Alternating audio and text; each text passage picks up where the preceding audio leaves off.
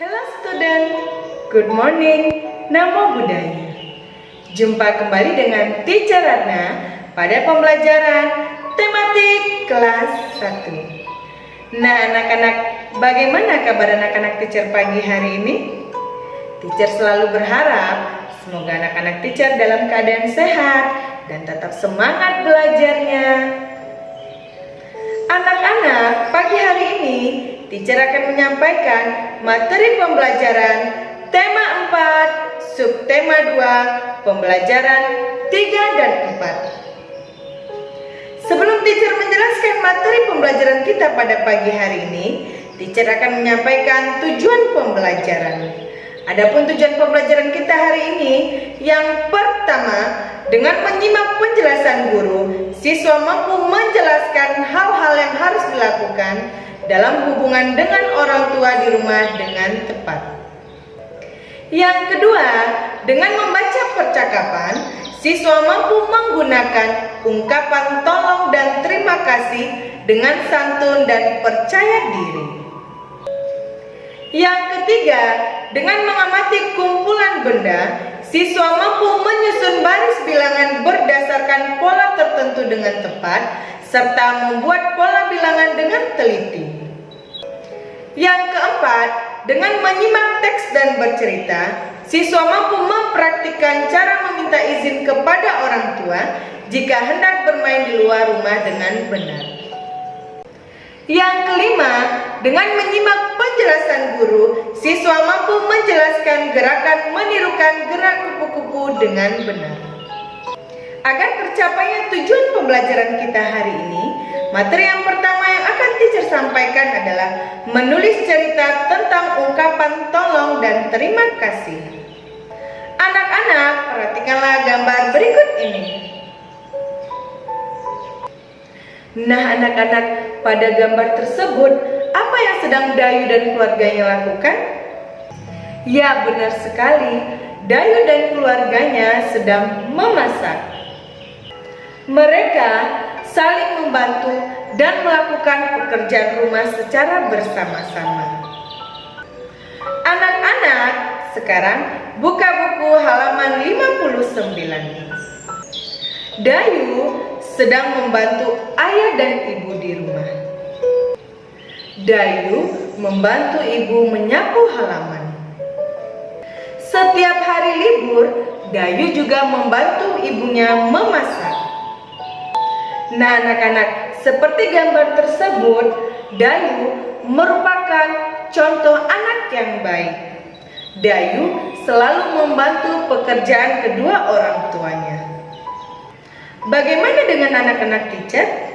Apakah anak-anak teacher sering membantu kedua orang tuamu di rumah?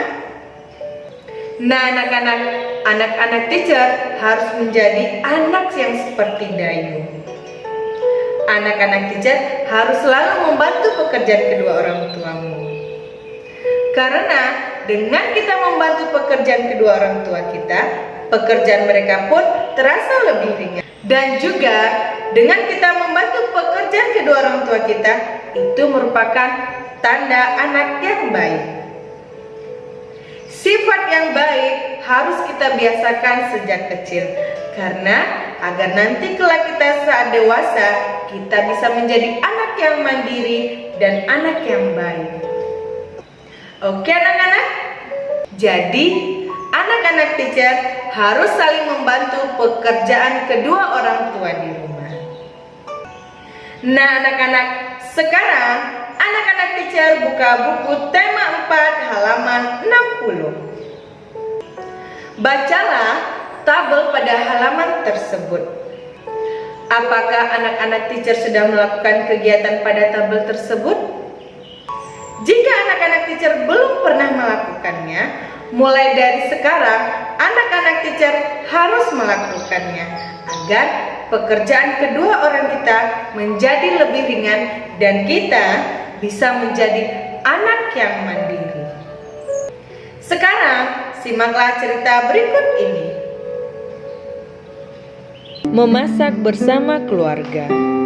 Hari Minggu pagi, Dayu membantu ibu memasak. Ibu memasak sayur sop. Ibu mengambil 6 wortel dan 4 kentang. Ayah menyiapkan buah. Ada 10 apel dan 8 pisang. Dayu membantu ibu dan ayah. Dayu senang belajar memasak. Dayu senang melakukan kegiatan bersama orang tua. Nah anak-anak, dari bacaan tadi, apa yang sedang Dayu lakukan? Ya benar sekali, Dayu sedang membantu ibu memasak dan membantu ayahnya untuk mengambilkan sesuatu. Anak-anak, saat kita meminta bantuan kepada orang lain, kita harus menggunakan kata tolong. Dan juga saat meminta bantuan orang lain, bahasa yang kita gunakan adalah harus bahasa yang sopan. Simaklah percakapan ayah dan ibu berikut ini saat meminta tolong kepada Dayu. Ibu berkata, "Dayu, tolong ambilkan wortel." Dayu pun menjawab, "Baik Bu, apakah wortelnya boleh Dayu cuci dulu?" Lalu ibu menjawab, "Terima kasih Dayu." Ibu senang, Dayu selalu membantu ibu. Dayu anak yang rajin. "Sama-sama Bu." Ayah berkata, "Dayu, tolong ambilkan buah apel yang ada di meja." Lalu Dayu pun menjawab, "Baik Ayah." "Terima kasih Dayu. Ada berapa banyak buah apelnya?" "Ada 10 buah Ayah." Nah, anak-anak teacher sudah tahu bukan kata apa yang harus kita gunakan saat meminta bantuan kepada orang lain dan bagaimana penyampaian yang baik saat kita meminta bantuan kepada orang lain. Sekarang, tugas anak-anak teacher, buatlah video percakapan pendek saat anak-anak teacher meminta bantuan kepada ayah, ibu, atau kakak di rumah.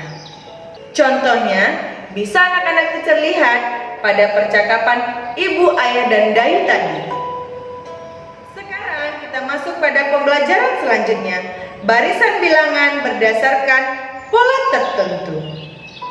Anak-anak sekarang buka buku halaman 64. Amatilah gambar berikut ini. Nah anak-anak, pada gambar tersebut kita harus menghitung jumlah sayur dan buah sesuai gambar. Sekarang mari kita hitung bersama-sama jumlah sayur dan buah pada gambar tersebut. Nah anak-anak, ada berapa kentang pada gambar tersebut? 1, 2, 3, 4. Ada 4 kentang. Lalu wortel ada berapa anak-anak? Ya benar sekali, ada 6. Kalau pisang ada berapa anak-anak? Ya benar sekali, ada 8 pisang. Nah, untuk buah apel ada berapa anak-anak? Coba anak-anak teacher hitung. Ya benar sekali, ada 10 apel.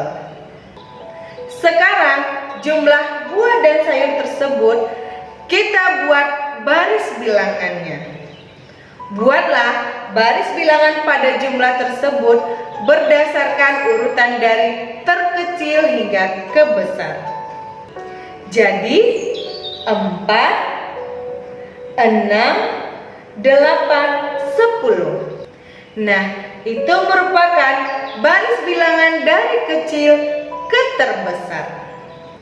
Anak-anak, baris bilangan tersebut membentuk pola bilangan berapa anak-anak? Nah, pola bilangan adalah susunan bilangan yang mana bilangan berikutnya merupakan hasil penambahan dari bilangan sebelumnya dengan bilangan tertentu. Nah anak-anak, agar anak-anak teacher mengetahui cara menentukan pola bilangan, kita bisa mengurangkan atau menambahkan bilangan yang berdekatan. Seperti barisan bilangan tersebut. Kita perhatikan bilangan yang berdekatan. 4 dan 6. bilangan 4 ke bilangan 6 itu ditambahkan berapa anak-anak? 4 ke 6. 4, 5, 6. Berarti ditambah 2. Maka pola bilangan pada barisan tersebut adalah pola bilangan ditambahkan 2. Coba kita cek, apakah benar barisan tersebut menggunakan pola bilangan ditambahkan 2? 4 ke 6. Ya, benar. Ditambahkan 2. Maka hasilnya 6. Lalu bilangan 6 ke bilangan 8, apakah benar menggunakan pola bilangan ditambahkan 2? Ya, benar sekali. Pola bilangan yang digunakannya pola bilangan ditambahkan 2.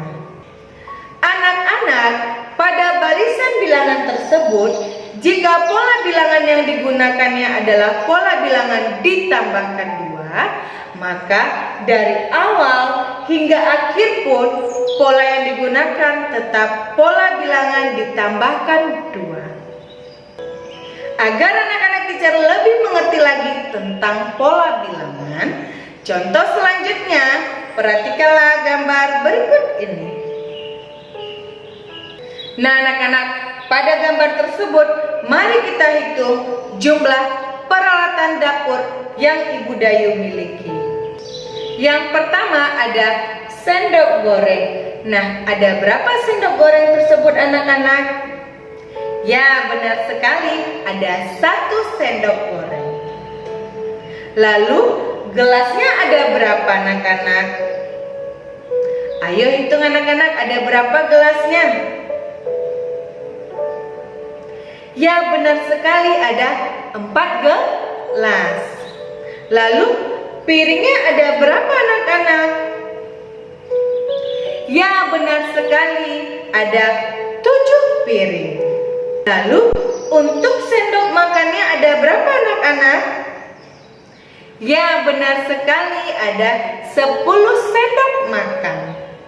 Nah anak-anak, sama seperti contoh sebelumnya, setelah kita menghitung banyak benda pada gambar tersebut, lalu jumlahnya kita susun menjadi baris bilangan, urutkanlah dari bilangan yang terkecil ke terbesar.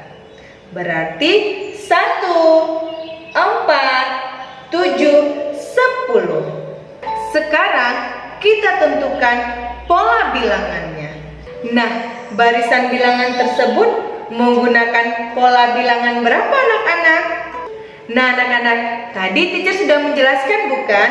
Jika kita ingin mengetahui pola bilangannya, kita bisa mengurangkan atau menambahkan barisan bilangan tersebut dengan bilangan yang berdekatan. Bilangan 1 ke bilangan 4 itu diapakan anak-anak? Ya, benar sekali, ditambah 1, 2, 3, 4. Jadi pola bilangan yang digunakan baris bilangan tersebut adalah pola bilangan ditambahkan 3 anak-anak.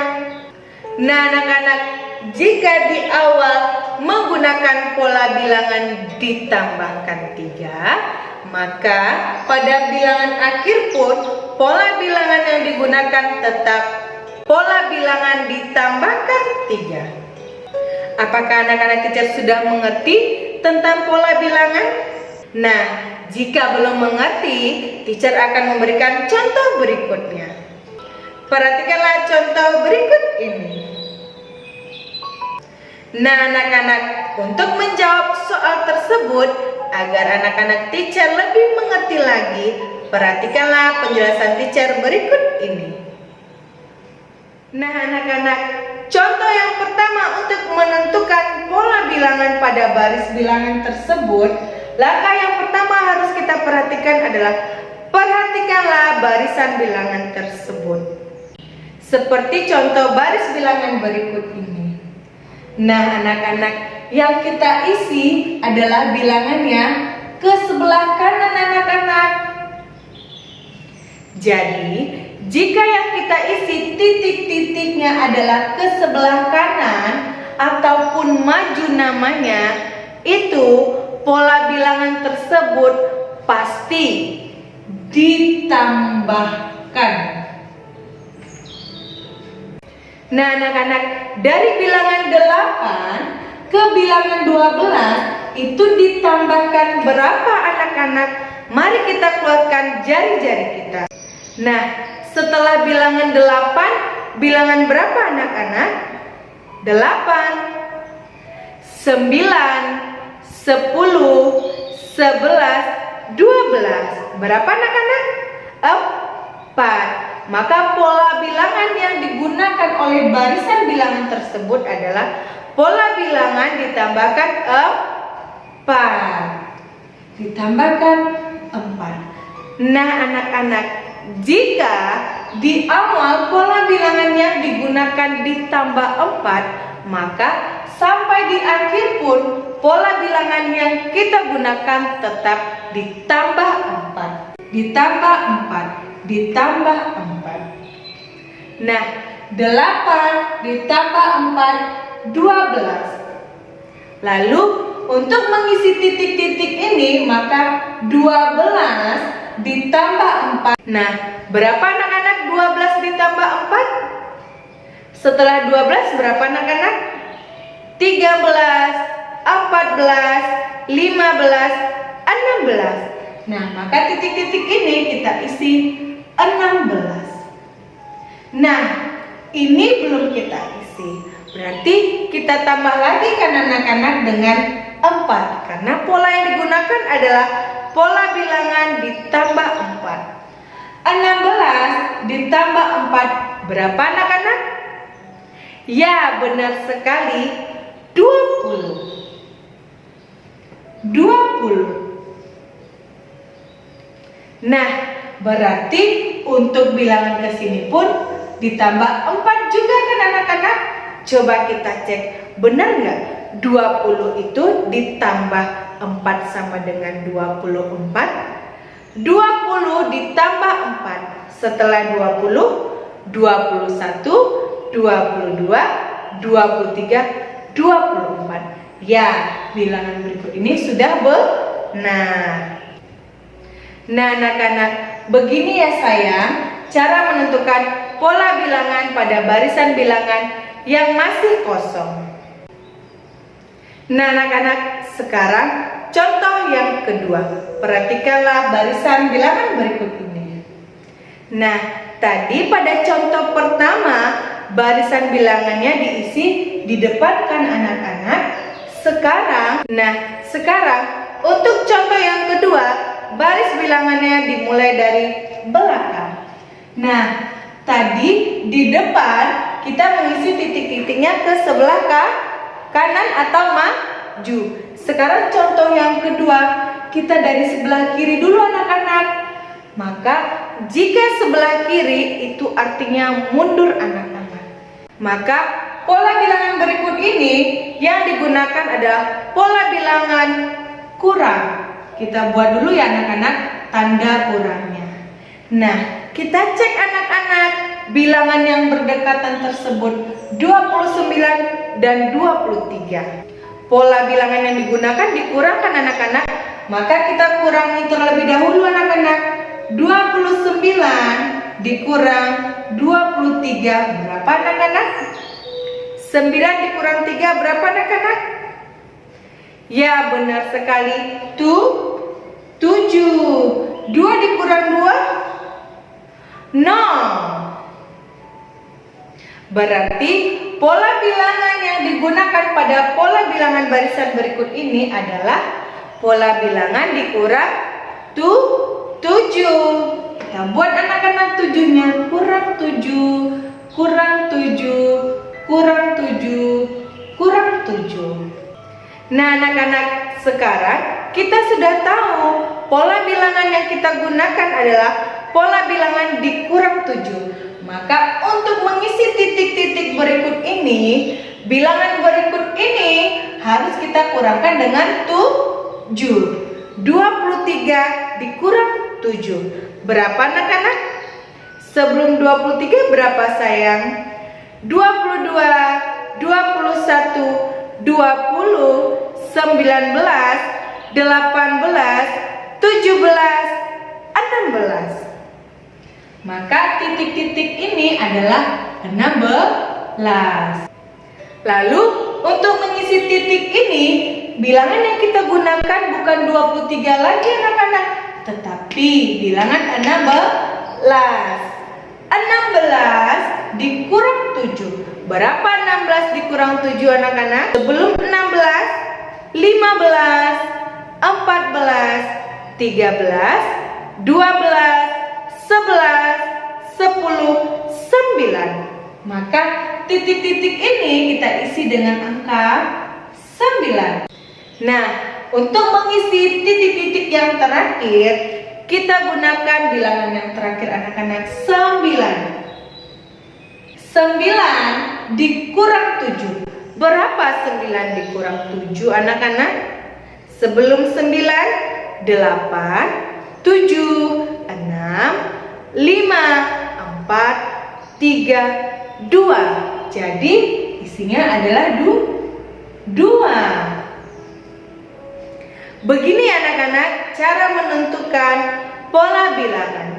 Jika pola bilangannya dimulai di akhir, maka arah panahnya ke kiri anak-anak. Jika ke kiri, itu artinya mundur dan ditandai pola bilangan tersebut adalah kurang. Nah, setelah kita membuat tanda kurang, bilangan yang berdekat di akhir ini kita kurangkan anak-anak. 29 dikurang 23. Berapa tadi anak-anak?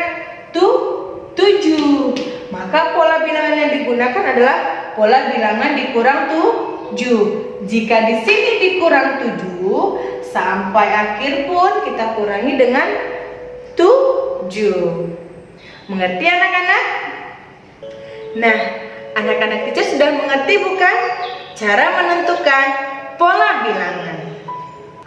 Sekarang kita masuk pada materi pembelajaran selanjutnya. Memeragakan cara meminta izin dan berpamitan. Nah anak-anak, pasti anak-anak teacher sudah pernah bukan meminta izin kepada kedua orang tuamu saat ingin keluar rumah atau bermain dengan teman tetangga sebelahmu. Anak-anak, apa yang kamu katakan saat hendak berpamitan atau meminta izin kepada kedua orang tuamu saat kamu hendak keluar rumah? Nah anak-anak, berikut ini beberapa contoh ungkapan yang biasanya kita gunakan untuk berpamitan atau meminta izin adalah yang pertama. Bolehkah aku bermain dengan temanku, Bu? Nah, kalimat tersebut merupakan ungkapan permintaan izin. Yang kedua, Ibu, saya minta izin untuk ke rumah Lani ya, Bu. Nah, kalimat tersebut merupakan ungkapan permintaan izin. Contoh yang ketiga, Kakak, apakah aku boleh meminjam bajumu? Nah, ungkapan tersebut merupakan contoh ungkapan permintaan izin. Yang keempat, Ayah, aku pergi ke sekolah ya ya.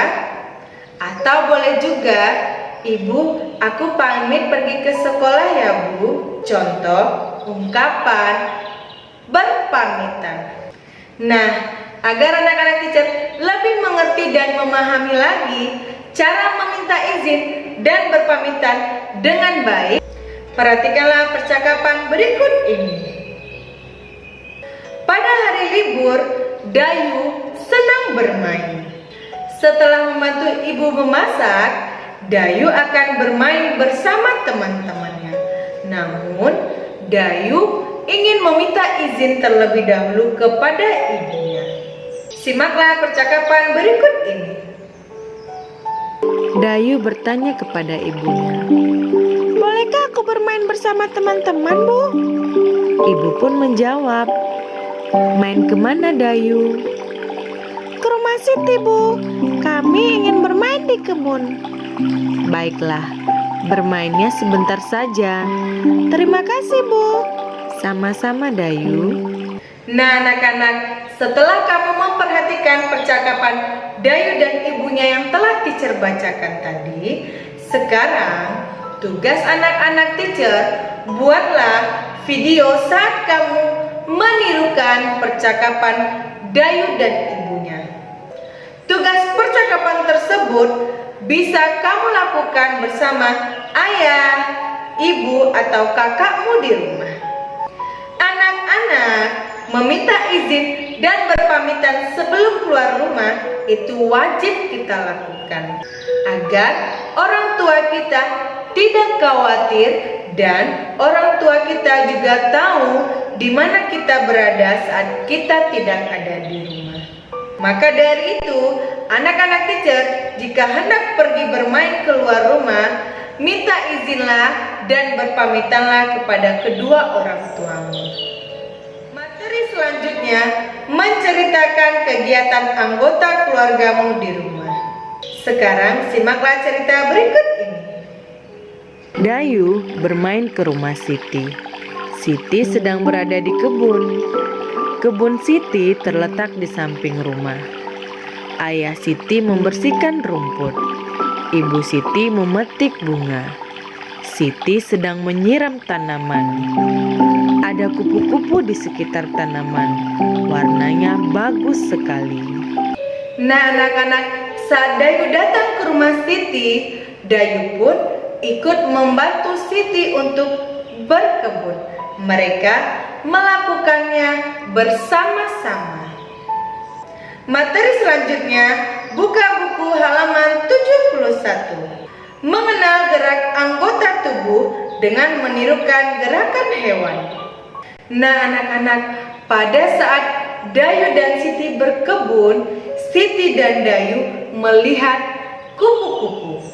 Pada kupu-kupu tersebut, sayapnya berwarna-warni. Kupu-kupu terbang ke sana kemari. Sayapnya dikepakkan. Siti dan Dayu pun menirukan gerakan kupu-kupu. Mereka senang sekali saat menirukan gerakan kupu-kupu. Perhatikanlah gambar berikut ini. Nah anak-anak, Siti dan Dayu mengayunkan tangannya karena kupu-kupu bergerak dengan cara terbang. Demikianlah pembelajaran kita hari ini. Sampai jumpa di video pembelajaran berikutnya. Teacher berharap anak-anak teacher selalu rajin belajar dan mengulang pembelajaran agar anak-anak teacher lebih mengerti dan lebih paham lagi dengan materi pembelajaran yang telah teacher sampaikan. Goodbye kids. Namo Buddhaya.